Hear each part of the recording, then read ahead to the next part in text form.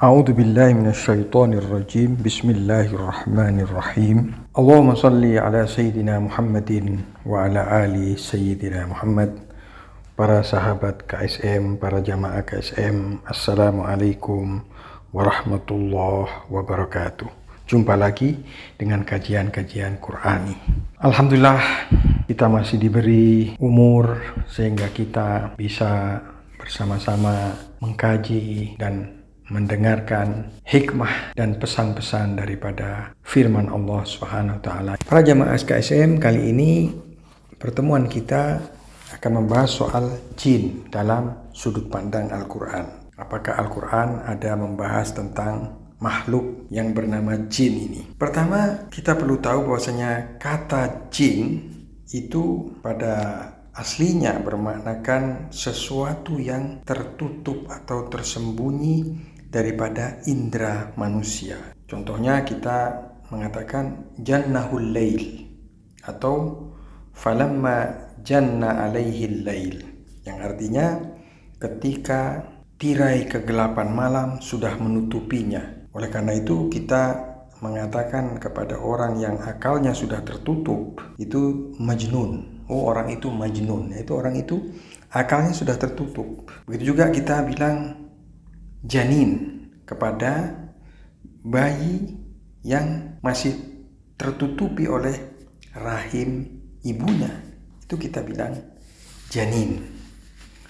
Juga kita sebutkan taman yang tanahnya itu ditutupi oleh pepohonan yang rimbun, itu kita sebut jannah. Dan dari ayat-ayat Al-Qur'an itu kita bisa pahami bahwasanya jin itu adalah sejenis makhluk yang berakal, yang terhijabi atau ada tirai, sehingga manusia tidak bisa melihatnya dengan indranya, dengan matanya. Dan penciptaan jin itu adalah dari api, dari nyala api. Dan iblis adalah dari golongan jin. Jin itu adalah makhluk yang oleh Al-Quran disebutkan diciptakan dari nyala api, dari kobaran api. Berbeda dengan manusia yang diciptakan dari tanah. Wa khalaqal janna min marijin min nar. Poin yang kedua, jin itu menurut Al-Quran mereka ini memiliki akal dan pengetahuan serta pemahaman dan bisa membedakan mana yang hak, mana yang batil. Juga mereka ini memiliki kudrah atau kemampuan logika, kudrah dalam soal mantik, logika, dan istidlal, memiliki kemampuan untuk berargumen. Yang poin ketiga, jin ini juga dibebani taklif atau mas'uliyah. Mereka dibebani tanggung jawab, dan ini juga dijelaskan di surat jin ya. Kemudian dalam golongan jin ini ada gender juga, ada lelaki, ada wanitanya. Wa annahu kana rijalun minal insi ya'udzuuna birijalin minal jinni fazaduhum rahaqa. Pada golongan jin ini ada yang mukmin, ada yang soleh, juga ada juga yang kafir. Seperti manusia. Manusia ada yang mukmin, soleh, ada juga yang kafir. Ini juga dijelaskan oleh ayat Al-Quran. Wa anna minna as-salihuna wa minna duna dhalika kunna tara'iqa qidada.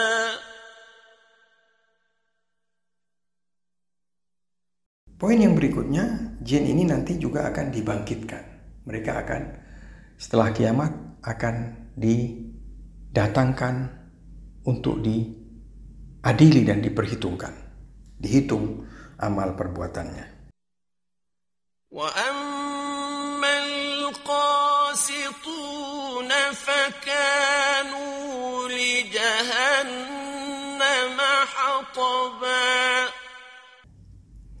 Poin berikutnya, jin ini sebelumnya ada di langit dan mereka seringkali mencuri informasi dari langit, mencuri berita-berita dari langit, tapi kemudian mereka dilarang untuk melakukan pencurian informasi. Ini dijelaskan juga di Al-Quran. وَأَنَّا كُنَّا نَقْعُدُ مِنْهَا مَقَاعِدَ لِلسَّمْعِ فَمَنْ يَسْتَمِعِ الْآنَ يَجِدْ لَهُ شِهَابًا رَصَدًا. Kemudian poin berikutnya, di antara kalangan jin ini ada individu-individu yang sangat memiliki power, memiliki kekuatan yang sangat besar. Begitu juga dijumpai di kalangan manusia, ada yang begitu powerful, begitu hebat, begitu pintar. Contohnya salah satu daripada jin ini berkata kepada Nabi Sulaiman, "Saya akan membawa singgasana Ratu Saba sebelum engkau berdiri dari dudukmu." Jadi begitu hebatnya jin ini, dia menawarkan kemampuannya untuk memindahkan singgasana Ratu Saba ke tempat Nabi Sulaiman sebelum Nabi Sulaiman berdiri dari duduknya. Qala ifritun minal jinni ana atika bihi qabla an taquma min maqamika wa inni alayhi laqawiyyun amin.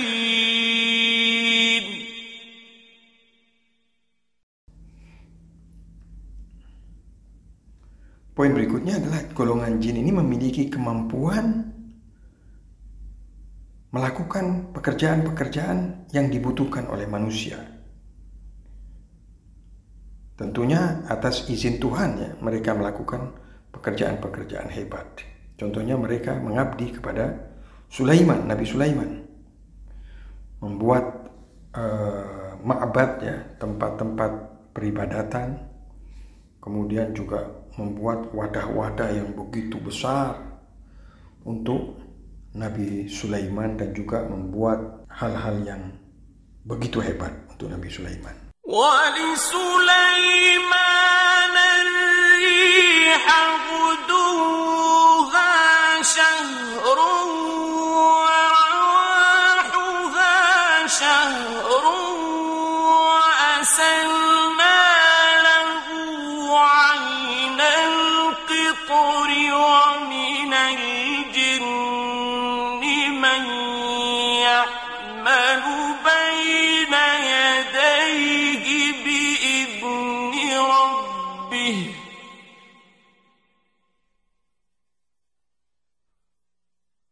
وَمَنْ يَزِغْ مِنْهُمْ عَنْ أَمْرِنَا نُذِقْهُ مِنْ عَذَابِ السَّعِيرِ.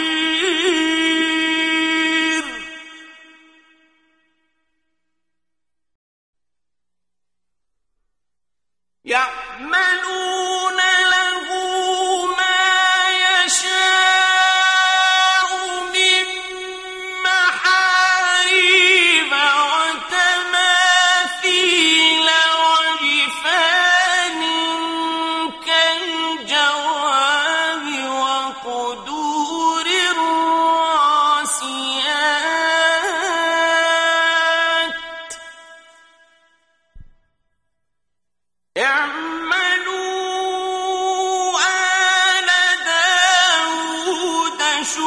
ذكرا وقليل من عبادي الشكور.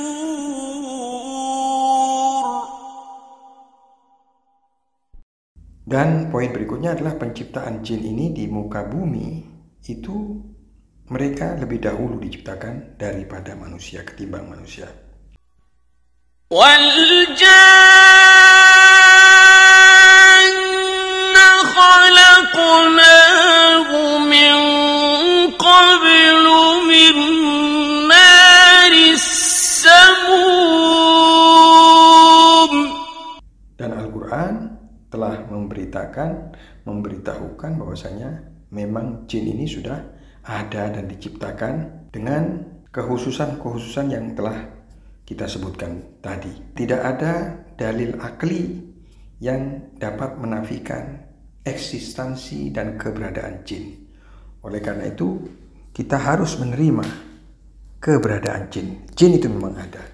Kemudian poin yang sangat penting adalah jin ini ada kalanya juga memiliki mafhum atau makna yang lebih luas, di mana mencakup semua makhluk-makhluk yang tidak tampak oleh indrawi. Baik itu memiliki akal dan pemahaman, dan juga yang tidak memiliki akal atau kesadaran. Bahkan golongan hewan yang bisa dilihat dengan mata dan biasanya bersembunyi di sarang-sarangnya, itu juga mencakup kategori jin. Dalil atau argumen daripada pernyataan ini adalah disampaikan oleh baginda Nabi besar Muhammad SAW.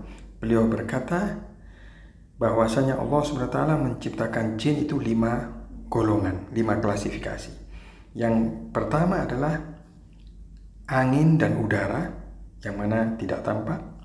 Dan golongan kedua itu dalam bentuk ular, dan ada juga golongan yang berbentuk kalajengking dan hasyarat. Hasyarat itu serangga, dalam bentuk serangga.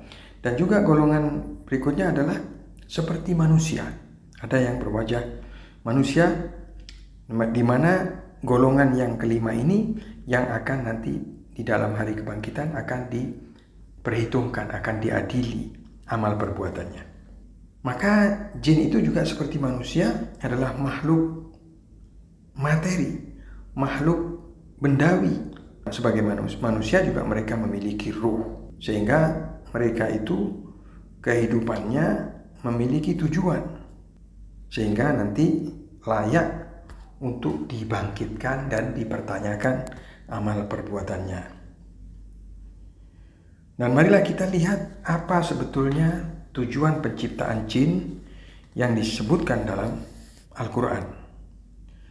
Filsafat atau rahasia penciptaan jin menurut Al-Quran adalah sama dengan diciptakannya manusia, yaitu agar menghamba dan menyembah Allah Subhanahu wa taala. Wa ma khalaqtul jinna wal insa illa liya'budun. Ini firman Tuhan. Dan tidak aku ciptakan jin dan manusia kecuali untuk menyembahku. وَمَا خَلَقْتُ الْجِنَّ وَالْإِنسَ إِلَّا لِيَعْبُدُونَ.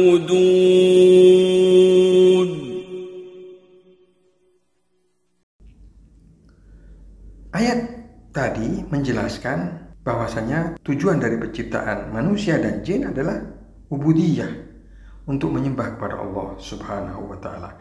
Maka masing-masing memiliki tanggung jawab dan pertanggungan jawab di hadapan Allah Subhanahu wa taala.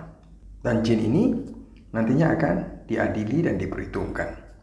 Ya ma'syaral jinni wal insi alam ya'tikum rusulun minkum yaqussuna 'alaykum ayati wa yunzirunakum liqa'a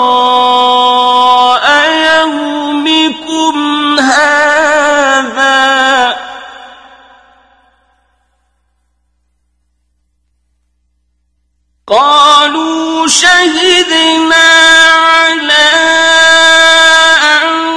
أنفسنا وغرتهم الحياة الدنيا وشهدوا على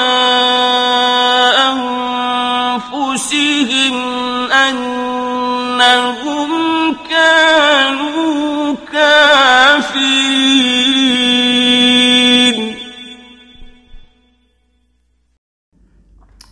Dan poin berikutnya, bahwasanya dunia jin itu adalah dunia tanggung jawab dan dunia seperti manusia, diberi perintah dan juga diberi larangan. Dan siapa-siapa yang melanggar, mereka akan dipertanyakan. Dan juga diutus kepada mereka nabi. Nabi dan rasul mereka itu sama dengan nabi rasul manusia. Jadi Nabi Muhammad itu adalah nabi dan rasul untuk manusia dan juga jin. وَأَنَّا مِنَّا الْمُسْلِمُونَ وَمِنَّا الْقَاسِطُونَ فَمَنْ أَسْلَمَ فَأُولَئِكَ تَحَرَّوْا رَشَدًا وَأَمَّا الْقَاسِطُونَ فَكَانُوا لِجَهَنَّمَ حَطَبًا.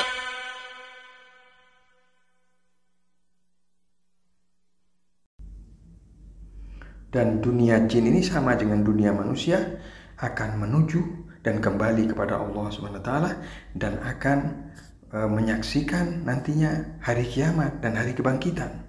Dan jin juga mengalami kehidupan dan juga kematian. Jin ini juga bisa mengalami semacam ditipu oleh kehidupan dunia sehingga mereka tersesat, jalannya tersesat. Di ayat gharrathumul hayatud dunya, ini kehidupan dunia sudah membuat mereka tertipu dan lalai. Ini juga mencakup kehidupan jin. Berikutnya, jin ini ada yang muslim, ada yang kafir. Dari golongan jin ini ada yang fasik, ada yang fajir, ada yang dolim, ada yang kafir, dan juga ada yang soleh dan mukmin dan muslim. Ini disepakati di semua mazhab Islam, bahwasanya jin ini punya golongan-golongan. Kemudian masalah nabi mereka juga sama dengan nabi manusia. Ini dijelaskan oleh ayat 29 sampai 31 surat Ahqaf. وَإِذْ صَرَفْنَا إِلَيْكَ نَفَرًا مِنَ الْجِنِّ يَسْتَمِعُونَ الْقُرْآنَ فَلَمَّا حَضَرُوهُ قَالُوا أَنصِتُوا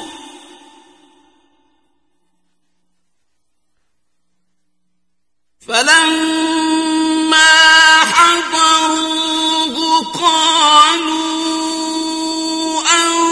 أَنصِتُوا فَلَمَّا قُضِيَ وَلَّوْا إِلَى قَوْمِهِمْ مُنذِرِينَ.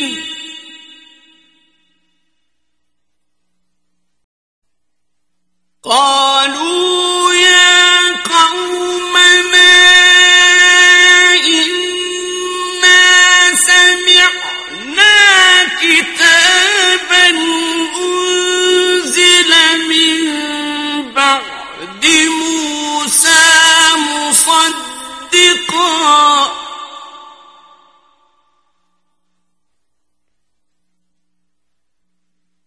مصدقا لما بين يديه يهدي إلى الحق وإلى طريق مستقيم.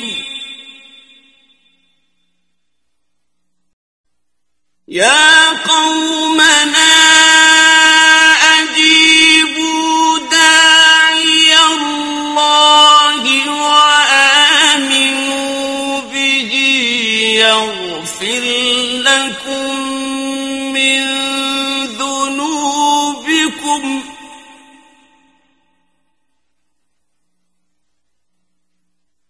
وآمنوا به يغفر لكم من ذنوبكم ويجركم من عذاب أليم.